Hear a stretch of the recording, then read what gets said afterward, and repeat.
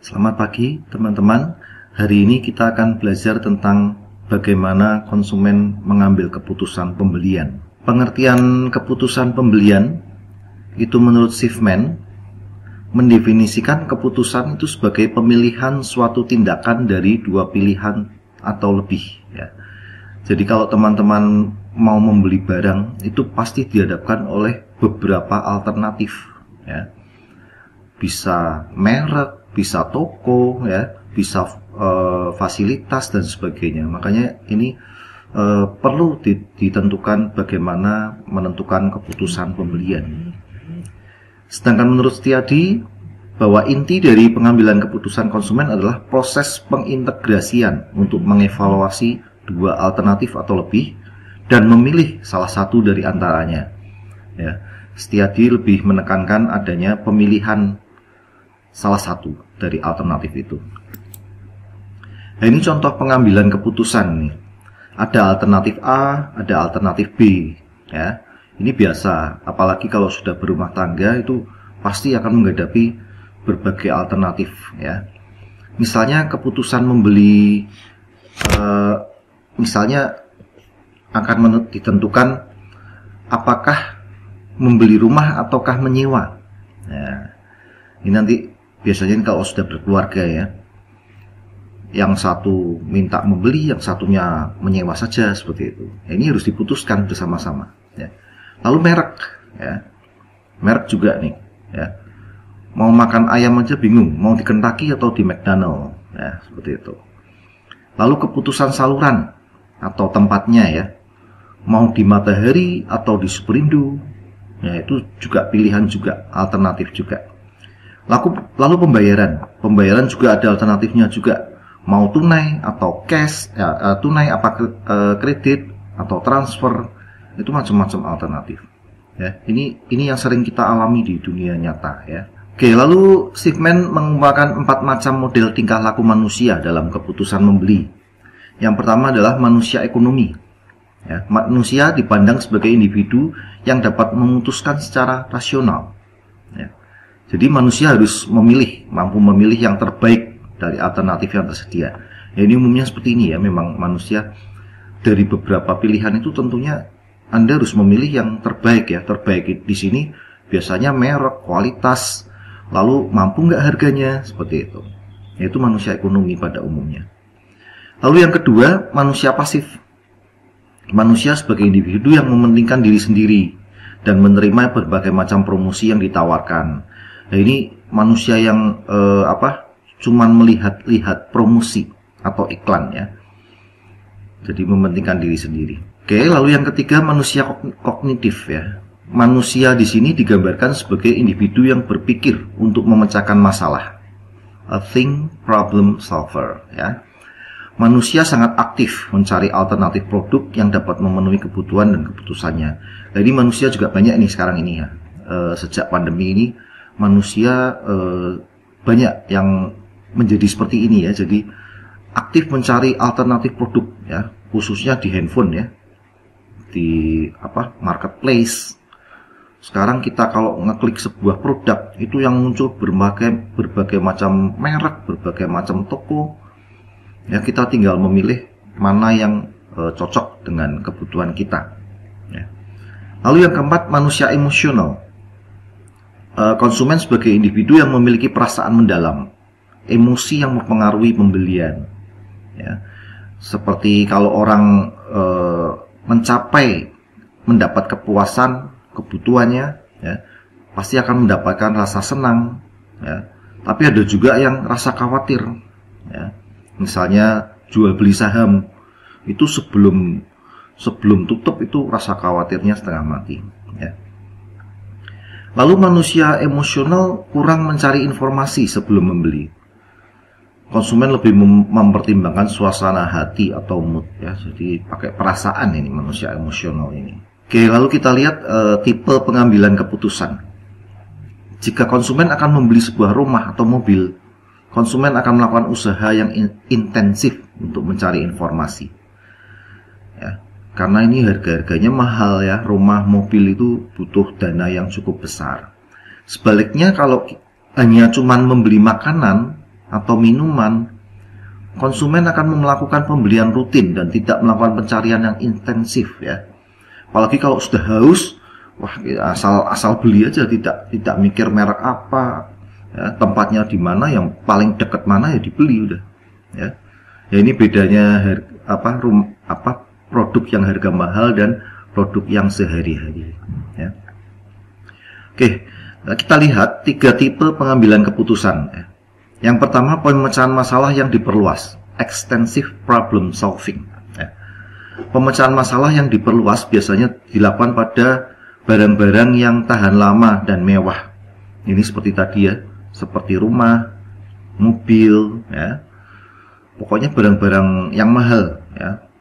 Barang elektronik misalnya yang cukup tinggi, misalnya home theater. Itu pemecahan masalah yang diperluas. Ya, untuk pembelian barang-barang yang cukup mahal itu biasanya konsumen akan melakukan pencarian informasi yang intensif serta melakukan evaluasi terhadap beberapa alternatif ya. Contohnya rumah ya. Banyak sekali promosi-promosi perumahan ya. Tentunya konsumen itu akan memilih beberapa alternatif. Ada yang harga, ada yang bentuk rumah, lalu banjir atau tidak, lalu dekat dengan pekerjaan atau tidak, yaitu pilihannya cukup banyak sekali. Oke, lalu yang kedua, pemecahan masalah yang terbatas atau limited problem solving. Pada tipe ini, konsumen telah memiliki kriteria dasar untuk mengevaluasi kategori produk dari berbagai merek ya. Namun konsumen belum memiliki preferensi tentang merek tertentu. Oleh karena itu, iklan dan peragaan produk di tempat penjualan itu membantu konsumen lebih mengenal produk yang akan dibeli. Ya, di sini perlunya iklan ya, iklan, peragaan produk, demo produk ya, karena di sini konsumen belum memiliki preferensi tentang merek tertentu ya.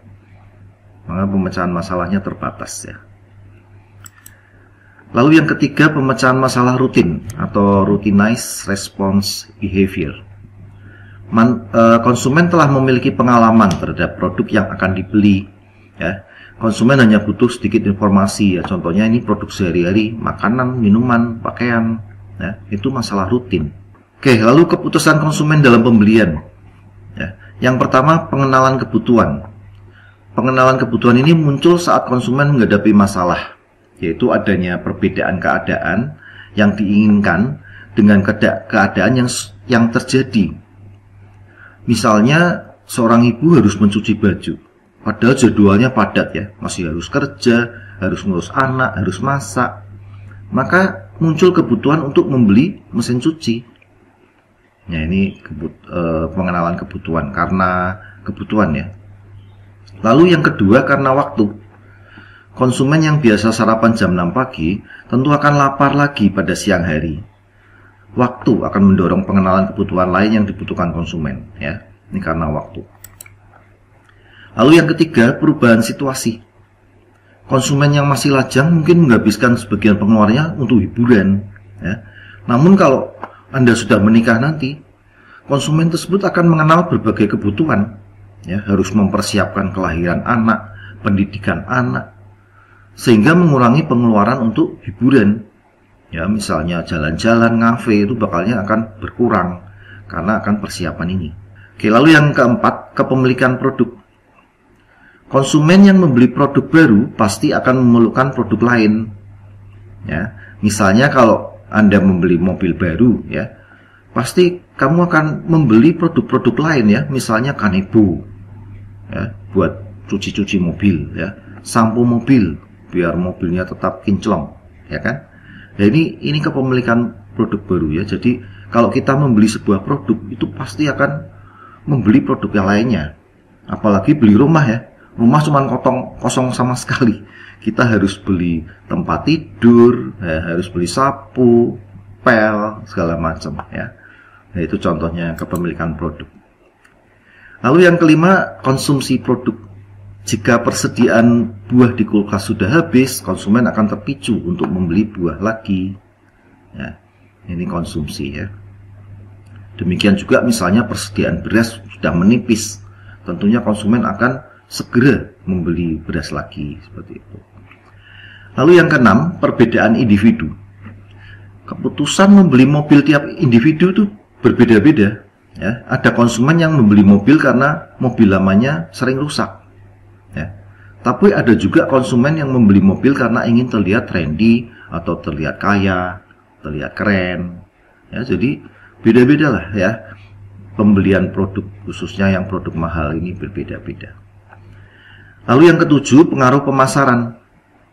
Ya, periklanan itu kadang mempengaruhi konsumen untuk menyadari kebutuhannya. Ya, kadang kita tidak punya kebutuhan apa-apa, tapi gitu lihat iklan, oh iya saya butuh ini, saya harus membeli ini, seperti itu. Nah ini makanya menjual produk itu perlu iklan, ya, karena kadang bisa mengingatkan konsumen harus membeli itu.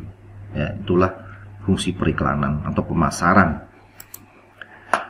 Ini contoh lain, ya, misal seorang desain grafis memiliki masalah dengan laptopnya yang mulai lemot untuk mendesain, ya.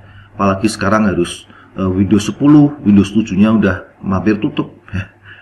Akhirnya seperti laptop saya itu diubah Windows 10 sudah tidak bisa buat ngedit, ya. Udah lemot sekali, ya. Makanya harus punya alternatif, beli laptop atau ditambahi SSD misalnya. Ya, saya lebih milih menambah SSD ya, karena laptopnya masih bagus. Ya, semua orang punya pilihan. Ya, di sini contoh di sini pada saat desainer itu melihat iklan laptop terbaru khusus desainer, ya, maka ia mengatakan, wah ini komputer ini cocok ini untuk dia. Ya. Oke, lalu yang ke-8, pencarian informasi. Ya, konsumen akan mencari informasi untuk membeli produk yang tersimpan dalam ingatan, yaitu pencarian internal, dan mencari informasi dari luar, itu pencarian eksternal. Konsumen akan mencari informasi merek, harga, tempat beli, dan pembayaran. Ya, ini penjelasan pencarian internal dan eksternal ya. Pencarian internal itu yang pertama, konsumen akan mengingat semua merek dan produk. Ya. Konsumen akan mendapatkan info beberapa merek dan produk bagi yang sangat dikenal maupun yang tidak dikenal. Lalu yang kedua, konsumen akan lebih fokus pada produk dan merek yang sangat dikenalnya.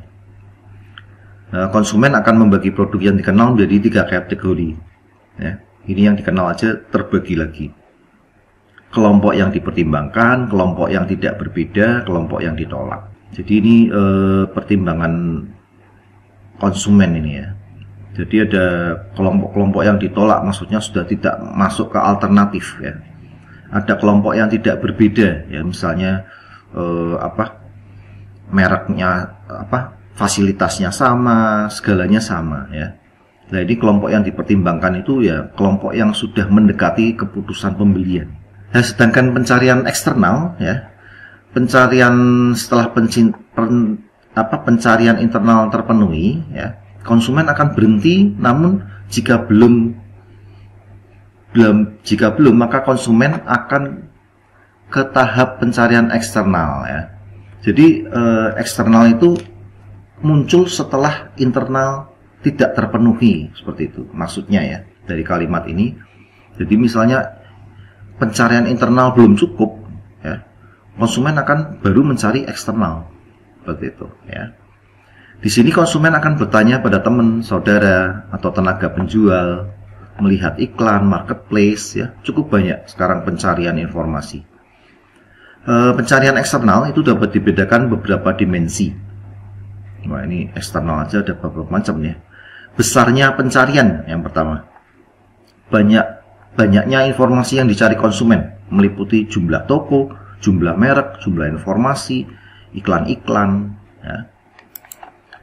Lalu arah pencarian, kegiatan konsumen untuk memilih merek, toko, info, dan lain-lain. Untuk mengetahui arah pencarian informasi, dapat ditanyakan merek apa yang dipertimbangkan. Jadi mulai diseleksi ya.